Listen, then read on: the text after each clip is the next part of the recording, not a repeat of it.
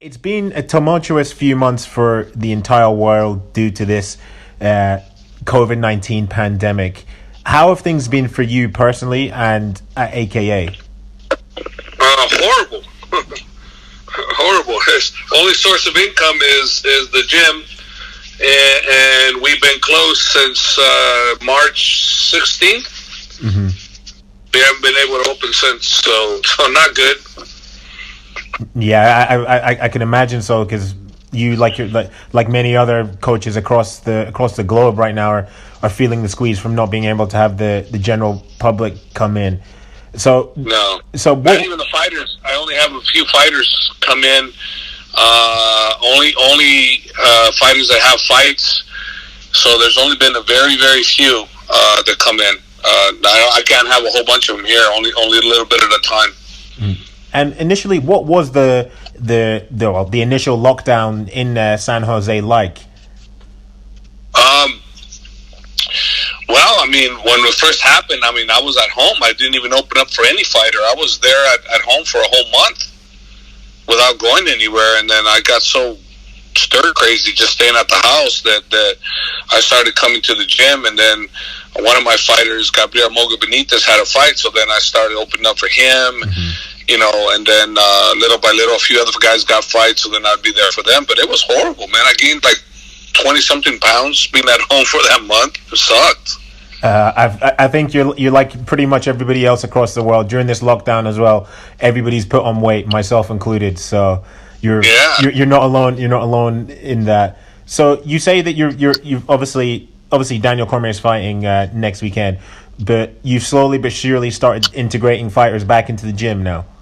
Yeah, not too many. Like Daniel didn't train in the gym only a few times. He mostly trains at home. He's got his garage. He set up his garage, his own training regimen, brings the guys there, and so he doesn't really come here. Most of Daniel's training has been in his garage. I would say maybe at the gym here 6 times. Okay, well, that's very insightful. And you touched on Daniel's preparations for the camp. Obviously, he's rematching Stipe Miocic next weekend at UFC 252. How has this training camp been for this fight, especially considering all the extenuating circumstances? Considering everything that's going on, it's actually going better. He's number one. His back's no longer hurting him, so there's no back issue. There's no catch up trying to get in shape issue. He's been 100% healthy, so it's all a matter of just getting in sparring shape and ready to go, fight shape. Dropping the weight. And he's doing all of that. So he's on track better than he was for the last fight. Okay, and obviously with this pandemic, you touched on it there that you haven't really had the gym open that much. But has there been any difficulty in getting any training and sparring partners for Daniel due to the pandemic? No, there hasn't been a problem with that. He has flown a couple people in. Marcus Puchecha, who's the 13-time world jiu-jitsu champion, is rock gold. Ken Velasquez come help. Corey Anderson, he was bringing Corey Anderson to spar. So no, that hasn't stopped it. The only thing that pandemic has done is it's made it smaller as far as the amount of people that are around him. Very small. Mm-hmm. And you touched on smaller there. So this next weekend's fight, is going to be taking place in a 25-foot octagon rather than a 30-foot octagon. What's your thoughts on the fight taking in place in a cage that's 5 foot smaller than usual? I always thought it wouldn't make a difference because 25 is still huge. Mm-hmm. You can still move around a lot, but I'm not a fighter anymore, so I don't realize that maybe it's an advantage for the grappler or the guy that wants to come in and punch. The mover, and not the 30-foot cage. Is it 30-foot and 25? Is that what it is? That's correct. Yes. Okay, so then the 30-foot for a mover is better. So 25 is not as good as 30, obviously. So I would think this is more of a grappler puncher type octagon than it is of a mover. Mm-hmm. And have you been trying to factor that into your training? All the fact that you'll be competing in a small octagon? No, because we compete in smaller cages as it is anyways. I mean, his garage is no bigger than what we have here. So he, So, and he's sparring there. is 20 by 20. Okay, I see. So moving on to the matchup itself, many people believe that this fight will be the fight that crowns the greatest heavyweight of all time. Do you agree with that? You know, Stipe's record, I mean, he's got a great record. You know, they both have great, resumes as heavyweights. Daniel's never even lost any rounds until Stipe, as a heavyweight. Never lost a round, So you consider everything that they both done as heavyweights. I would say, 100%. The greatest heavyweight of all time is the winner of this fight. Mm-hmm. And Daniel, well, in comparison to his heavyweight career, in comparison to his light heavyweight career in the UFC, Daniel's heavyweight career in the UFC has been very short. Now, I've seen some people raise debate in saying that the fact that he hasn't competed at heavyweight in the UFC for so long means that he might not lay claim to the title of greatest of all time. What's your thoughts of that? Okay, my thought on that is this. What makes the greatest heavyweight of all time have to be in the UFC, per se? I mean, what he's done as a heavyweight is impressive as hell.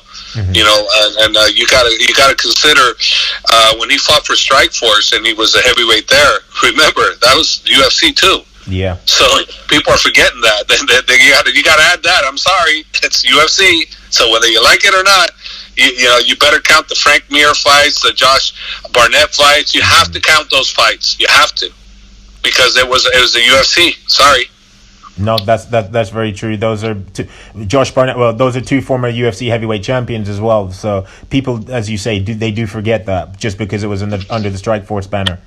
Yeah, it's a UFC. It's a UFC bought company. So guess what? Those records, because it's a UFC, they have to count. You can't say, oh, that was for no. That's UFC. So it's their records come from WEC or wherever. It comes from there too. Like WEC. You can't discount that on a UFC, and they don't. Like when Cowboy Cerrone, he was a WEC champ, and Jose Aldo was a WEC champ before he became UFC champ. They didn't discount WEC. They counted that too because that's the UFC bought organization. Mm-hmm. And obviously, Stipe managed to exact revenge on Daniel. This time last year, it was last August they last fought. What adjustments, if any, do you think Daniel needs to make to get the win over Stipe again? He just needs to fight the way he's supposed to fight. He fought the perfect fight the first round, then he neglected it, and the second round, and then he neglected it even more the third round. Mm-hmm. So he needs to get back to what he does best. He didn't do that. He has a tendency to do that sometimes, and it's just got to get him on track and getting him to fight properly and getting motivated.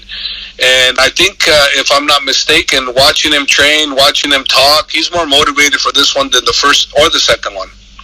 Okay, but my observation from that fight was that obviously Daniel was having success with his hands, and it kind of seemed that he fell in love with that. Would you say that's a fair statement? I say yes, 100%. And we were screaming the opposite.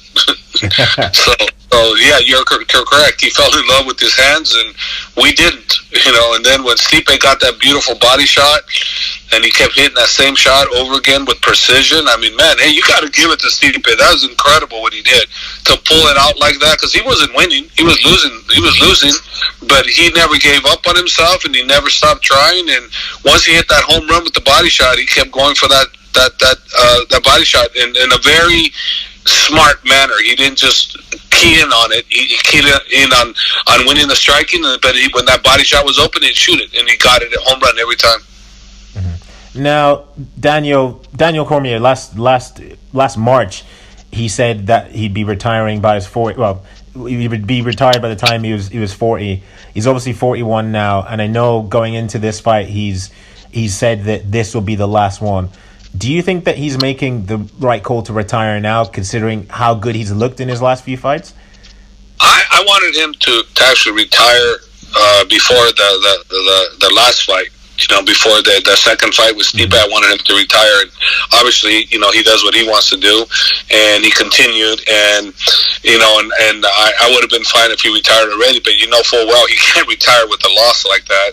So he wants to fight again. And my feeling on this one is, if he is victorious on this fight, and the way Dana has been talking, there's going to be a big money fight for him after this fight with somebody. And I just don't know if Daniel's going to be able to walk away with all the boatload of money that Dana's going to throw at him. If he should be victorious, I think whoever is victorious, Dana's going to throw a lot of money at them on their next fight. And I think it may be a scenario where you say, oh, I think Daniel should retire, but will he?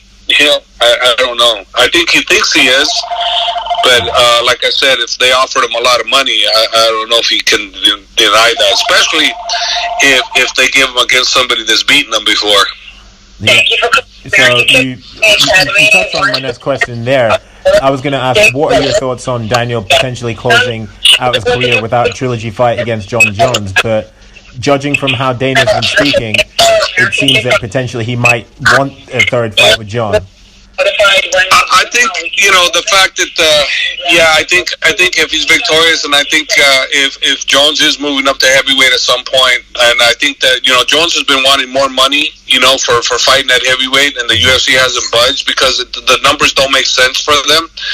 I think personally, if Daniel is victorious, or Stipe, but let's go Daniel because he's my guy. So Daniel is victorious, which I'm hoping, and I feel we will be.